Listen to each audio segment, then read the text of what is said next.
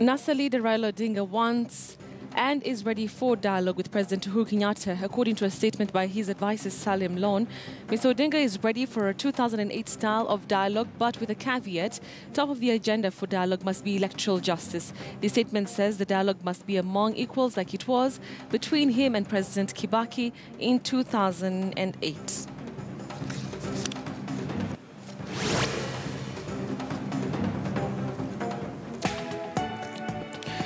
Well, good morning there. Thank you for joining us. This is News Center, and my name is Betty Kialo. So glad that you could join us this 7th day of December 2017. I trust that you're well. Of course, in the next 2 hours, we'll be focusing and following up on the top stories like the one I've just mentioned. And we'll be having a discussion around the kind of dialogue that Raila Odinga says he is ready for. Well, apart from that, also we'll be taking a look at other top stories, and we invite you to be part of our conversations and our coverage. Hashtag to use, of course, is News Center, or tweet me at Betty M. Kialo. Let's now take a look at other top stories that we'll be focusing on in the next 2 hours. And a section of leaders of NASA were at the City Mortuary earlier today, accompanying friends and relatives of people killed as a result of police brutality. Last month, another 10 bodies were picked for burial last week. The Joint Parliamentary Committee on the Election of Members to the East Africa Legislative Assembly will today afternoon table its report in both houses for debate. The list has since been trimmed to 25 nominees. Moving on, the Council of Governors is this morning holding an extraordinary meeting to discuss, among other things, the nurses' collective bargaining agreement. The governors promised to sign the CBA when the nurses ended their 5-month strike in November.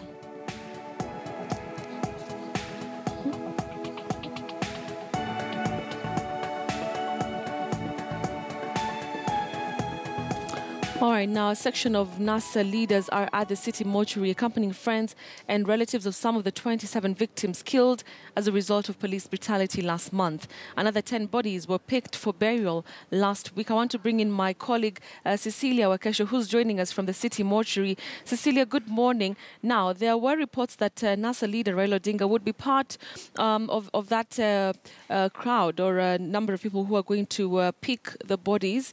Can you confirm if he is going to be heading there?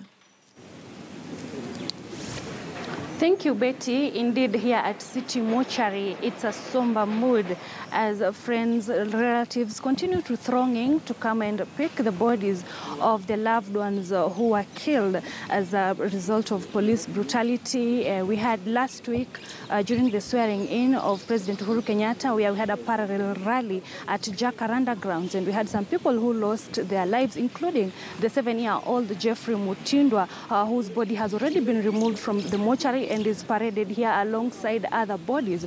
We also had some of the people who lost their lives during Raila's return from the US in November. So all the bodies are here. They've already been removed from the mortuary. Some leaders of NASA, as you've said, they are here. For example, I've seen Rarieda Member of Parliament, that is Otiende Amolo. I've also seen other leaders who are continuing coming, and we're expecting Raila Odinga any time here to come and help the families to mourn their loved ones before traveling to go and bury them in various parts of the country. But perhaps to get a preview of what's happening here, I am joined by Kwale Women representative, that is Zuleka Hassan, to give us a brief of what we expect from now. So, Mheshimiwa, karibu sana, KTN News. I want to know probably how many bodies do we expect to be removed from here today, and what time do you expect NASA leader Raila Odinga? From City Mortuary, there are 11, but then in total the bodies are 16. And the other 5 are in other various mortuaries around the city. But all the families of the 16 dead are here today, so to mourn together with our party leader, with our coalition leader. It's a very sad day. It's unfortunate. I always say in my speeches to police that if you have orders to do things that are unlawful, the Constitution gives you a right to refuse to take those orders without risking the risk of losing your job. A couple of days in Honduras, in South America, they're having the same political situation, and the leader of the police said that they won't listen to the government demand because they're saying they want peace, they want justice and equality for all, and they have refused to take orders from the government to have confrontation with the citizens who are also demonstrating and who are agitating for change. So the police in Kenya should take that, because next time it could be your child. What stops your child from being in that area? And especially it's sad for everybody to lose their lives, for men because they've left widows and children, and especially for the child, the 7-year-old boy. He never had the mom never had time to say bye to the child. You don't know after being shot if he was in pain for how long, shocked maybe, and there's no family or anyone next to him. And how about the trauma of the children that were with him at the time? So this is not the way the country should go. Police should be impartial, and they should look at the opportunity. And if it's demonstrations, why do you need live bullets? And the government has been buying a lot of, ammunition, like tear gas, and they have the water cannons, and other means to help them control crowds. Probably we could talk about NASA leader Raila Odinga. You had said earlier on he was here in the morning. What time are we expecting him? I can see there's some tension. He's coming in any minute now. Yeah, he'll be in any minute now. Yeah. No, the bodies were not, ready. So yeah, although the program was about to start at 8:00, and he was on time. So yeah, so we're just waiting for the bodies to be prepared, and then we can. Thank you. Thank you, Mheshimiwa. So, Betty, that is Zuleka Hassan telling us we expect NASA leader Raila Odinga anytime to come here and mourn with these families. I've already seen more than 7 hearses that have already been lined here, and the families mourning. Really, it's a sad day for them. I've also seen Millie Odhiambo. I've seen Homa Bay Women Representative, that is Gladys Wanga.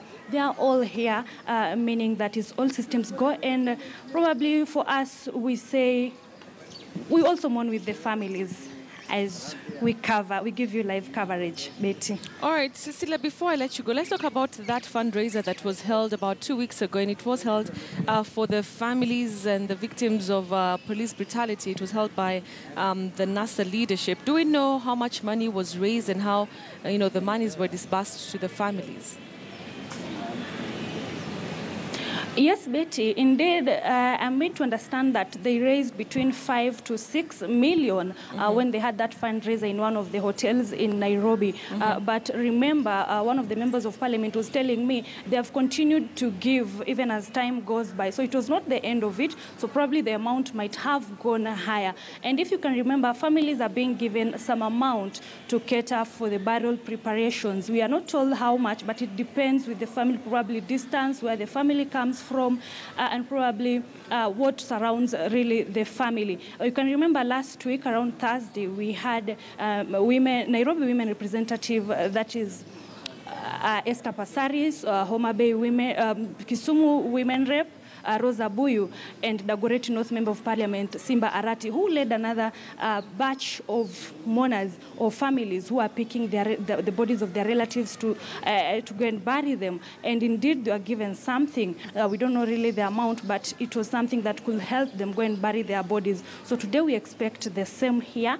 We expect, as you've said, NASA leader will be here. So probably we'll get into details of how much each family is getting, and what are some of the considerations they're looking into before dispatching some amount of money for the families. All right, Cecilia Wakesha there reporting from the City Mortuary, and like she mentioned, we're expecting that NASA leader Raila Odinga is going to be joining the families and friends of the people who lost their lives because of police brutality. That's going to be one of our top stories stories that we'll be covering for you here on News Center. And once he arrives there, we'll be crossing back to just hear some of the sentiments that he will be echoing with regard to the people who lost their lives. All right, we now want to move on. And county governments will soon change the tune of being cash-stuffed as the National Treasury now has the green light to disburse 77 billion shillings. This follows President Uhuru Kenyatta signing into law the County Allocation of Revenue Amendment Bill. President Kenyatta said the disbursement of funds will now enable county governments to undertake their responsibilities and deliver on their mandate. Deputy President William Ruto, Head of Public Service and Chief of Staff Joseph Kinyo, Speaker of the National Assembly Justin Muturi, and his Senate counterpart Kenneth Lusaka, Leader of Majority in the National Assembly Aden Duale, and Majority Leader in the Senate Kipchumba Murkomen witnessed the signing of the bill.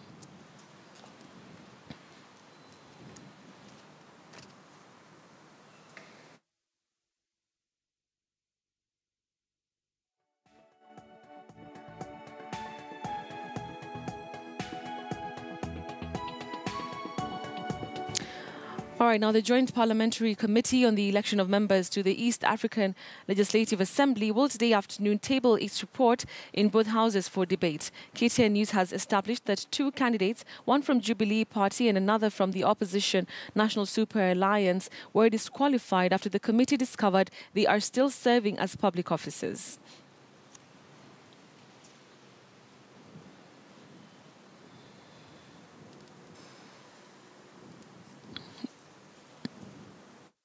The Jubilee Party nominated 15 candidates to compete for 5 slots, while NASA nominated 12 candidates to compete for 4 slots.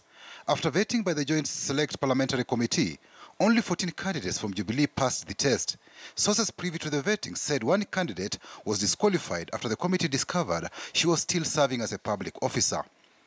On the NASA side, the committee cleared 11 candidates and disqualified one candidate who had been nominated by Wiper Party after the committee found out she was a serving member of the County Assembly. 5 individuals had been cleared by the clerks of both houses to contest as independents. However, on scrutiny, the committee disqualified 4 candidates after the register of political parties showed they were Jubilee Party members. The remaining genuine independent candidate was not lucky either, after he failed to collect signatures from 1,000 registered voters who should not be members of a political party.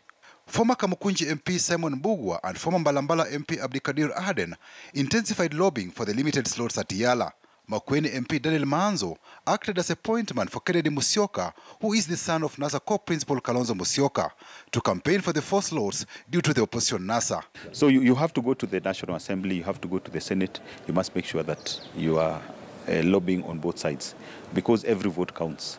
It's a very intensive lobbying, I must admit. Quite a number of aspirants, nominees moving around. Former clerk of the National Assembly Justin Bundi, former Mandera North MP Adan Mohamed Nooru, Florence Jamatia Sergon, who is the director at Rural Electrification Authority, former Nyandarua County woman MP Wanjiku Mohia, former Tigania East MP Mpuru Aburi, Elizabeth Wangoi Nje, and former Mandera East MP Abdulaziz Ali camped at Parliament to convince MPs to vote for their candidature. Actually, the voting basically is going to be on both sides. Jubilee members of Parliament are going to vote for ODM also members, because it is a business of the House. Apart from Kennedy Musyoka, other position candidates shortlisted by NASA who scaled up their campaigns included Jane Moronge Marwa, who has been nominated by NASA co-principal Musalia Mudavadi to represent Amani National Congress. NASA's Chief Executive Officer Norman Magaya was also spotted in Parliament in the afternoon. I feel most experienced being a legislator, particularly having had the opportunity to serve Kenya in the ACP-EU Joint Assembly in the last Parliament, which is called the African, Caribbean, Pacific and the EU Joint Assembly, which sits in Brussels. Co-chairperson of the Joint Select Committee, Kato Olemetito, says the committee will table its report in both houses Thursday afternoon for debate. The Jubilee Party will hold a parliamentary group meeting ahead of polls, where the party leadership is expected to whip members on whom to vote for. We need to fast-track the integration of the East African community. For the issue of the EPAS, the Economic Partnership Agreement, which is regionally supposed to be ratified. Kenya only has so far ratified, the other East African countries haven't. Parliament was to go on recess this Thursday. However, lawmakers Wednesday unanimously passed a motion to alter the calendar of the House and extended regular sittings to Thursday next week. MPs will now conduct elections for the EALA candidates on Wednesday next week before taking a long break and resume on February 13th, 2018. Kenya is the only partner state in the East Africa community that has not submitted the names of its 9 members for the Regional Assembly. Patrick Amimo, KTN News. All right, so we just want to bring to you some pictures from the City Mortuary. That's one of the top stories that we're focusing on. And remember, like I mentioned, that there are a section of NASA leaders who are currently at the City Mortuary accompanying friends and relatives of some of the 27 victims who were killed as a result of police brutality. As you can see there, some of the bodies already have been put into the coffins. And I understand that any moment now, Raila Odinga is going to be arriving there. And he will be condoling with the family and friends of the people who lost their lives. Remember that about 27 victims have been killed as a result of police brutality recently. That was actually last month. And some of the victims, as you can see there, and we will be bringing to you every detail of happenings at the City Mortuary right from the time that, bodies will leave the mortuary for various destinations.